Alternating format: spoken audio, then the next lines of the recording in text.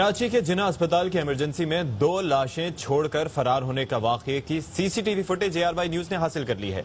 इस फुटेज में टैक्सी और रिक्शे से लाशें मुंतकिल करते देखा जा सकता है। नजीर शाह मजीद तफसीलात इस वाकये से मुतालिक बताएंगे। बताइएगा नजीर शाह, क्या पता चल सका है?